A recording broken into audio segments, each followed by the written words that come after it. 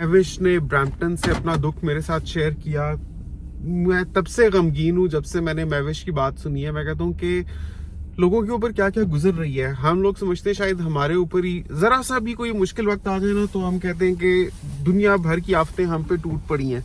लेकिन दर हकीकत अगर लोगों की मुसीबतें पता चले ना हमें तो पता चलता है कि हम कितने ब्लेस्ड हैं। महविश कहती है कि वो 2 साल पहले अपने शोहर जियाद के साथ पाकिस्तान से कनाडा आई है और उसके शोहर के रवैये में बहुत ही ज्यादा बदलाव आ गया है कनाडा आने के बाद। महविश कहती है कि 4 साल पहले जब इन लोगों की शादी हुई तो जियाद उसके ऊपर जान छिड़कता था और इसकी हालांकि कजन थी लेकिन समझ लें कि लव मैरिज की है जियाद ने महविश के साथ। और जियाद हमेशा से बड़ा ऑनेस्ट रहा है अपने रीजन ऑफ मैरिज के बारे में। वो कहता है कि तुम हसीन सबसे ज्यादा थी और हुस्न मेरी कमजोरी है। और महविश कहती है कि बकौल जियाद के तो ऑब्वियसली और वैसे भी उसको पता है, हर एक को अपना पता ही होता है कि माशाल्लाह अबव एवरेज से भी ऊपर शक्लो सूरत की है। तो उसकी खूबसूरती की वजह से जियाद ने उसके साथ शादी की थी और उस वक्त तो उसको वो बहुत ज़्यादा पसंद करता था। उसको महंगे महंगे गिफ्ट्स ला कर देता था और उसकी हर चीज़ उसको अच्छी लगती थी क्योंकि उसको अपनी बीवी खूबसूरत लगती थी तो उसको उस वजह से वो पसंद थी। तो उसके हाथ में उसको उस वक्त जायका भी महसूस होता था और उसमें नज़ाकत भी उसको नज़र आती थी और उसमें नफासत भी नज़र आती थी। हर चीज़ मतलब हर लिहाज से ना टिक टिक टिक टिक टिक था उसके लिए। Until जब वो कनाडा आ गए। कहती है कि जब हमारी शादी हुई तो मैंने सिर्फ बीकॉम ही किया हुआ था और जियाद खुद कंप्यूटर इंजीनियर है। तो जियाद को पाकिस्तान में भी अच्छी जॉब मिली हुई थी, तकरीबन 1.5 लाख से ऊपर की जॉब थी, लेकिन उसने कनाडा की PR अप्लाई की हुई थी। फिर मुझे भी उसने प्रोसेस में ऐड कर दिया और हम लोग कनाडा आ गए। जियाद की अंग्रेजी भी काफ़ी अच्छी है, मतलब काफ़ी लाइक लड़का है वो। जिस यूनिवर्सिटी से उसने पढ़ा है वहाँ पर टॉप भी किया था उसने और बहुत अच्छे ग्रेड्स के साथ हमेशा से पास होता आया है। और उसके बाद उसको बहुत अच्छी जॉब मिली जहाँ पर वो पाकिस्तान में कनाडा आने से पहले 1.5 लाख से ऊपर कमा रहा था। और अंग्रेजी भी उसकी बहुत अच्छी थी। IELTS में उसका 8 बैंड आया था जब PR के लिए अप्लाई किया था। तो IELTS जनरल देना होता है तो उसका उसमें 8 बैंड आया था।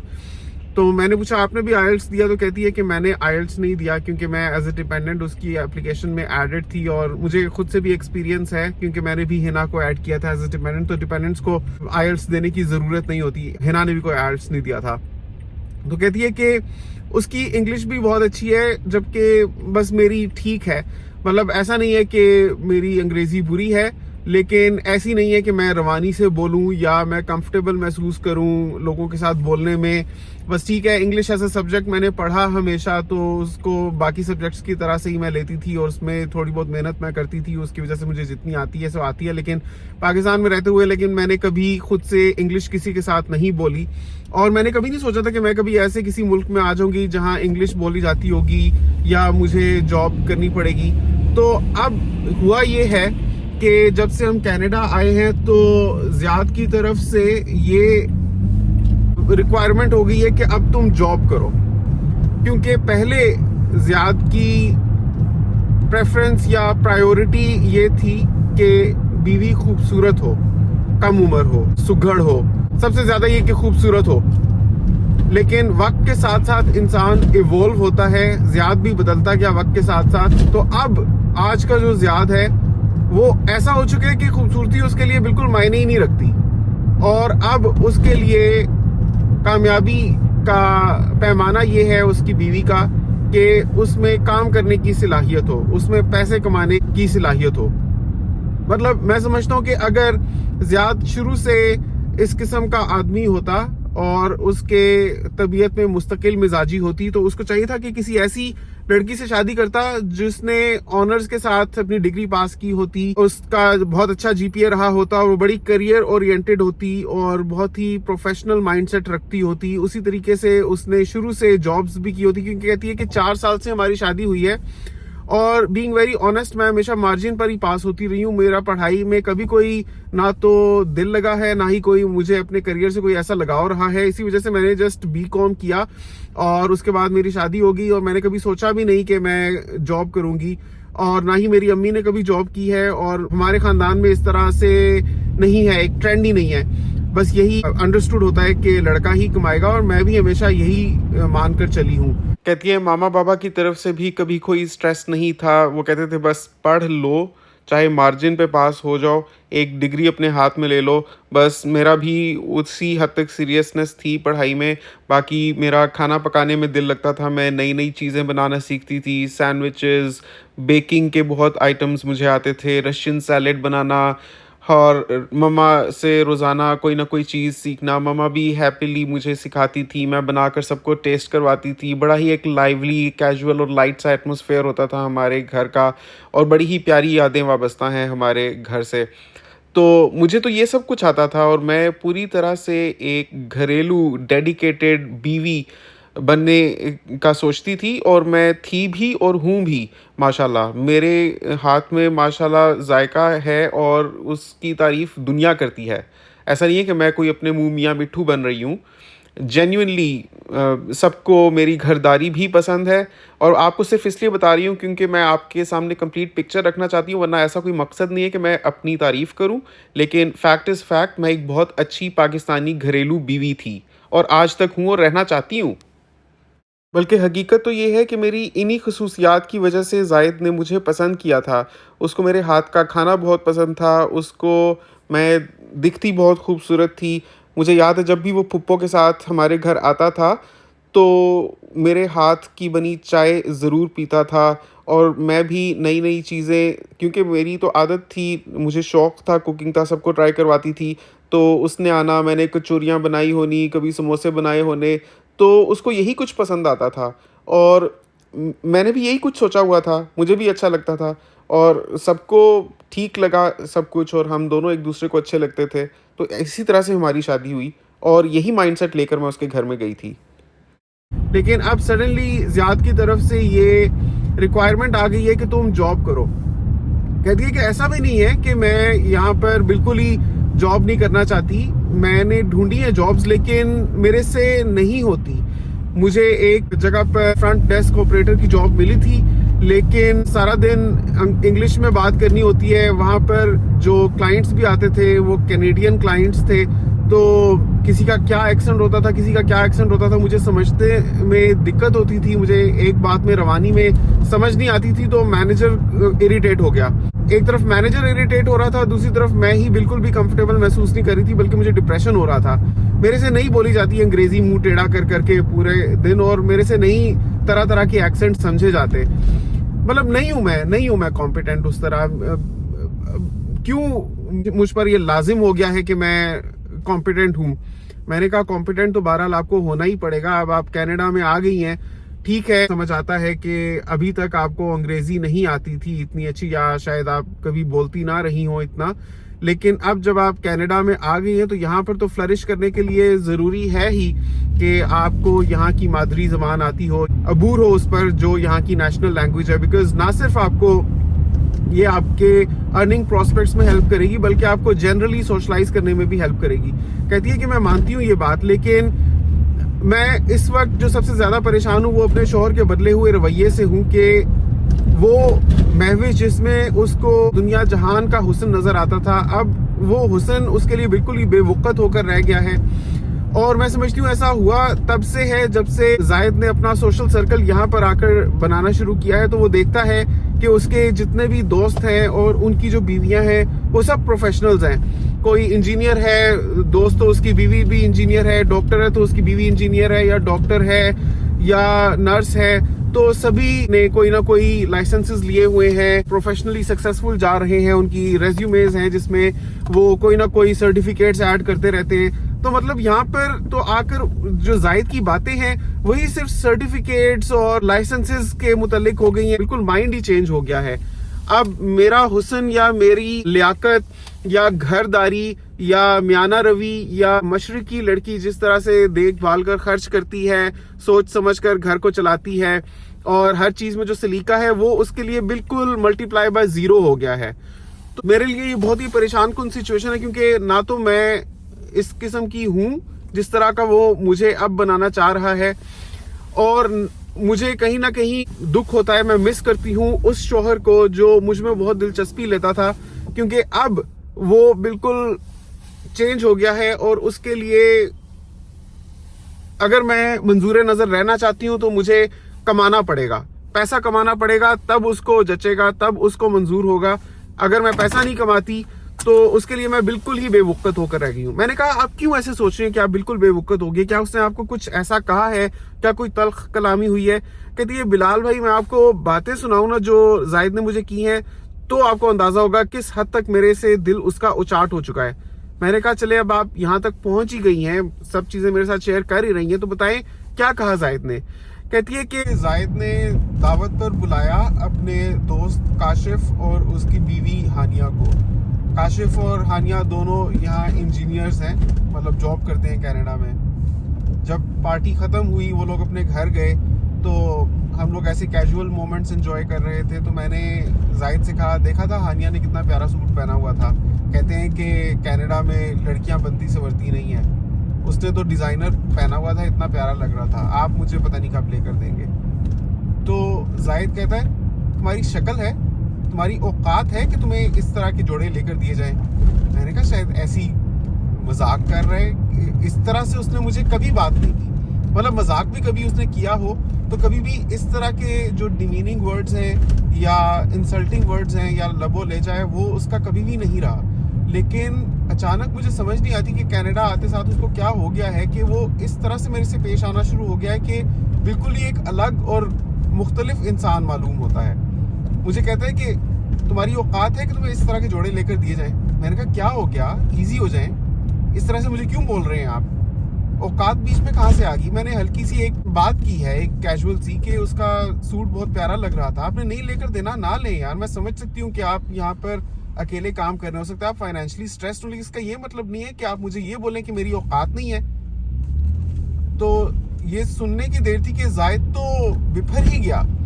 जाहिद कहता है ये मुझे ही पता है कि मैं तुम्हारे जैसी के साथ कैसे गुजारा कर रहा हूँ। इस मुल्क में बंदा रह नहीं सकता इस किस्म की बीवी के साथ जिसका बिल्कुल काम करने का कोई माइंड सेट ही ना हो। देखा था उसकी बीवी कितने पैसे कमाती है, कितनी अच्छी कंपनी में वो जॉब कर रही है, दोनों मिल के पैसे कमा रहे हैं, और एक मुझे ये चपकी हुई है, लिचड़ बेकार औरत। बिलाल भाई मैं बता नहीं सकती, मुझे ऐसा लग रहा था कि जमीन फट जाए और मैं उसमें जिंदा दरगोर हो जाऊं। ना मेरे से आज तक जिंदगी में किसी ने इस तरह से बात की, ना कोई मेरे से इस तरह से पेश आया, और ना मुझे किसी ने इतना छोटा और घटिया महसूस करवाने की कोशिश की। मुझे ऐसे महसूस हो रहा था जैसे मैं जाहिद के कंधों पर सवार एक बोझ हूं, एक ऐसी कम हैसियत और बेकार सी चीज़ जिसको शायद उसको उतार ही देना चाहिए। शायद वो ज़िंदगी में बहुत तरक्की कर सकता है और मैं उसके पैरों की बेड़िया हूँ। मुझे ऐसा महसूस हुआ जैसे उसकी दुम बनी हुई हूँ मैं, और वो मुझसे पीछा छुड़ाना चाहता है, और उसका बस नहीं चल रहा कि मुझे एक मैले कुचैले गंदे कपड़े की तरह उतार कर फेंक दे। मैं सोच भी नहीं सकती थी कि वो जाहिद जो मुझ पर जान लुटाता था और जो मेरे लिए फूल, चॉकलेट्स और गिफ्ट्स लेकर आता था, कभी जिंदगी में मुझसे इस तरह से भी बात करेगा कि मैं एक नाकारा बेकार औरत हूँ सिर्फ इसलिए कि मैं पैसे नहीं कमाती। अगर जाहिद को पैसे कमाने वाली चाहिए थी तो उसको कोई ऐसी लड़की मिल सकती थी, उसको चाहिए था कि ढूंढता जो करियर ओरिएंटेड होती। मेरा क्या कसूर है? मेरे तो करम फूटे थे, मेरी किस्मत खराब थी कि मेरी ऐसे बंदे के साथ शादी हो गई जो शुरू में तो मेरे हुस्न पर लोट पोट होता था और अब उसको एक पैसे कमाने वाली मशीन चाहिए थी। नाजरीन फिर क्या था, मैं हक्का बक्का, मुझे समझ ना आए कि मैं कहूँ क्या। मैंने कहा मैविश, हो सकता है कि वक्ती तौर पर वो भड़क गया हो, ऐसे होना तो नहीं चाहिए, मैं उसको कोई डिफेंड नहीं कर रहा, लेकिन कभी कभार होता है कि इंसान किसी और ही जोन में चल रहा होता है और जज्बात में बह के फजूल बातें करने लग पड़ता है। हो सकता है उसका वो मकसद ना हो। समटाइम्स ऐसा भी होता है, कुछ लोग ऐसे करते हैं कि जितना इमोशन एक्सप्रेस करने की ज़रूरत होती है उसको 100 से मल्टीप्लाई करके एक्सप्रेस करते हैं ताकि सुनने वाले पर कुछ तो असर हो सकता है कि उसका वो मतलब ना हो जो कुछ वो कह रहा था। कहती है बिलाल भाई, मैं भी उसको बेनिफिट ऑफ डाउट देना चाहती थी, लेकिन बेनिफिट ऑफ डाउट तो तब दिया जा सकता है ना जब उसने किसी एक सेटिंग में एक वक्त में इस किस्म की बात की हो। तब से मैंने नोटिस किया है कि जायद के रवैये में बदस्तूर ही इस किस्म की एक रवानी आ गई है मेरे लिए, मुझे इंसल्ट करने के लिए, ऐसे जैसे उसकी जुबान खुल गई है। मतलब आप इसी से अंदाज़ा लगाएं, एक और दिन मैंने उसको मिस्सी रोटी बनाकर दी। मिस्सी रोटी उसको पाकिस्तान में बहुत अच्छी लगती थी। मिस्सी रोटी मैं बहुत अच्छी बनाती हूँ, बेसन डाल के और ऊपर मक्खन का तड़का लगा के बहुत अच्छा पराठा बनता है, उसको बहुत अच्छा लगता है। पाकिस्तान में बड़े शौक से खाता था। तो मैंने कहा कि आज तो लाजमी तारीफ़ करेगा, तो उसने तो मुझे हैरान ही कर दिया। मुझे कहता है मैंने नहीं खाना। मैंने कहा क्या हुआ? मुझे उसने यहाँ तक कहा है कि अरे मैं तो लाया ही जाहिल गवारों के खानदान से उठा के हूँ, तुम्हारे नस्लों में किसी ने आज तक काम नहीं किया होगा, किसी ने 1 रुपया कमाकर अपने शोहर के हाथ पर रखा है कभी? बस बच्चे पैदा करने हैं और खाने पकाने हैं, पराठे बना के देने। नहीं मुझे चाहिए तुम्हारे पराठे, नहीं मुझे अच्छे लगते। कहती है बिलाल भाई मैं क्या बताऊँ, तू तड़ाक पे आ गया। कहता है कि क्या कमाल है तेरा, पराठे बना लेती है, $3-3 में बिक रहे होते हैं, मैं जाके रेडीमेड ले सकता हूँ। नाजरीन बस क्या बताऊँ, मुझे तो आपके सामने दोहराते हुए भी ये तू यूज़ करना अच्छा नहीं लग रहा। भाई उसने जो भी कहा मैं तुम ही कह के आपको बताता हूँ। कहते हैं कि जिस कॉन्डो में तुम्हें रखा हुआ है इसका बिल पता है कितना है, इसका कितना किराया मैं देता हूँ, मैं कमाता हूँ, ये सारी चीज़ें मेरी वजह से चल रही हैं। और क्या कर लेती हो तुम, कपड़े धो लेती हो। मुझे कपड़े धोने की भी तुम्हारी मदद की जरूरत नहीं है, ऑटोमेटिक वॉशिंग मशीन है मेरे पास। तुम किस काम की हो, तुम हो ही किस काम की? यहाँ तक वो मुझसे रज गया है। तो मुझे बताएं मैं क्या करूं, मैं तो बिल्कुल ही I am torn into pieces. मैंने कहा कि महविश सबसे पहले तो आप अल्लाह का शुक्र अदा करो कि जायद जैसा भी है आप अब कैनेडियन पीआर हो, पीआर होल्डर हो और अपना यहाँ पर वक्त पूरा करो, इंशाल्लाह नेशनैलिटी लो यहाँ पर। आज के दौर में इस मुल्क में आप सिक्योर हैं। तो नाजरीन अब आप ही बताएं कि इस मामले का क्या हल हो और क्या करना चाहिए महविश को। एक बात तो साफ़ है कि जायद बहुत ही गलत बातें कर रहा है, जायद का रवैया बिल्कुल ठीक नहीं है। एक ऐसी प्यार करने वाली मुखलिस लड़की आजकल बहुत मुश्किल से मिलती है जो इंसान का ख्याल रखे और उसके साथ सिंसियर हो और घर का भी ख्याल रखे और उसके मर्ज़ी के मुताबिक खाने भी बनाती हो और ख़ूबसूरत भी हो और शरीफ भी हो, नेक भी हो। मतलब कि कितनी सारी चीज़ें हैं जो इंसान पैसों में नहीं तोल सकता, लेकिन ये वो क्वालिटीज़ होती हैं जिनका कोई नेमुल बदल नहीं होता और जिनके बग़ैर इवन अगर पैसे भी आ जाएं तो ज़िंदगी में से सुकून चला जाता है। मुझे लगता है कि जायद शायद अभी कल्चर शॉक का शिकार है। पाकिस्तान से यहाँ आए हुए ज़्यादा अरसा अभी नहीं हुआ उसे, तो शायद बहुत ज़्यादा वो अपने आप को दूसरों के साथ कंपेयर करने लग पड़ा है।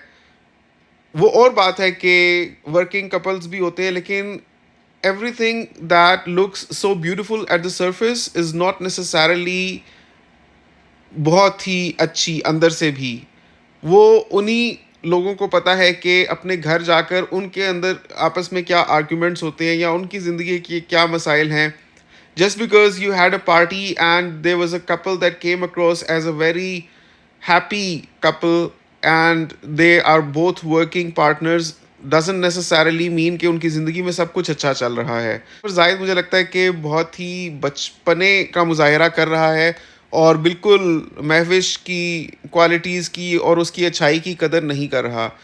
लेकिन यहाँ पर महविश को ये भी नहीं कहा जा सकता कि बस जान छुड़ाओ ऐसे शोहर से, क्योंकि ये रिलेशनशिप बहुत इम्पोर्टेंट है और हो सकता है कि इवन अगर वो 2-3 दफ़ा भी उसको इस तरह से टोक चुका है तो भी ये एक वक्ती चीज़ हो, एक फ़ेज़ हो जिससे इवेंचुअली वो निकल आए बाहर या महविश उसको समझाए तो उसको अकल आ जाए। लेकिन मुझे लगता है कि महविश को अभी उसको वक्त देना चाहिए और सब्र से काम लेना चाहिए कि अभी वो लोग तकरीबन 5 महीने पहले ही पाकिस्तान से मूव हुए हैं कनाडा, तो अभी dust may be needs time to settle down. जब थोड़ा अपने आप को बेहतर महसूस करने लगेगा और थोड़ा फाइनेंशियल स्ट्रेस उसका रिलीव होगा, तो मुमकिन है कि इंशाल्लाह इनकी सिचुएशन बेहतर हो जाए। मुझे लगता है एज लॉन्ग एज महविश को खुद मोहब्बत है जायद से, दिल से उससे प्यार करती है, तो सब्र कर लेने में शील हैव नथिंग टू लूज। क्योंकि इवेंचुअली वर्स्ट से वर्स्ट क्या होगा कि जायद इतना ख़राब हो जाए, उन दोनों का रिलेशनशिप इतना टॉक्सिक हो जाए कि इवेंचुअली ये शादी ही ख़त्म हो जाए। उसके बावजूद being in Canada, being the permanent resident of Canada, और इंशाल्लाह आगे उनको सिटीजनशिप भी मिल जाएगी, यहाँ वो माहौल नहीं है कि अगर किसी की शादी कामयाब नहीं होती तो लोग उसको स्टिग्मेटाइज करें या लोग उसको जज करें कि तू नहीं कुछ किया होगा या तुम्हारे अंदर ये खराबी होगी, ओ बेचारी। इस तरह से इस मुल्क में नहीं है।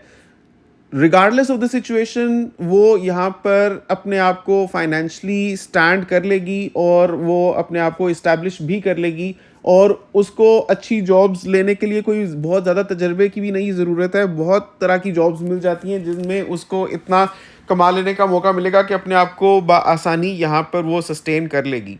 तो अगर उसको सच में प्यार है जायद से, तो I think giving it a try and waiting for him to improve is worthwhile. लेकिन इनकी कहानी से कम हमें इतना सबक ज़रूर मिलता है कि हमें अपनी ज़बान को लगाम देकर रखना चाहिए, क्योंकि समटाइम्स ज़बान से बरसाए हुए तीर दर हकीकत उन पत्थरों से भी ज़्यादा छलनी कर जाते हैं सुनने वाले को, कि अगर किसी के ऊपर पत्थर फेंका जाए। और जायद बहुत गलत बातें कर रहा है कि तुम्हारी औकात नहीं है और शक्ल देखी है एंड दिस एंड दैट। इस तरह की बातें खुद टॉक्सिक इंसान की निशानी होती हैं, और कभी भी मतलब हम कम से कम ये सबक ले सकते हैं कि हम कभी भी इस किस्म की बातें ना करें। और ये भी बहुत गलत सोच होती है कि बीवी वही काम की है जो पैसा कमा कर ला सके। अगर हम पाकिस्तान से बाहर रह रहे हैं तो लाजमी यहाँ पर सभी को काम करना चाहिए। ठीक है, काम अगर कोई इजीली कर सकता है तो नथिंग लाइक दैट, लेकिन हर इंसान को मुझे लगता है कि ये फैसला करने का हक होना चाहिए कि वो काम करना चाहता है या नहीं। Specially talking about ladies and coming from our culture who are brought up with this mindset कि भाई bringing bread to the table is man's responsibility and making home is girls responsibility. बहरहाल these are my 2 cents on these things. मुझे लगता है कि सब कुछ पैसा नहीं होता। जायद को अपनी बीवी के अच्छाइयों की कदर करनी चाहिए और शुक्र करना चाहिए कि उसको इतनी खूबसूरत बीवी मिली है।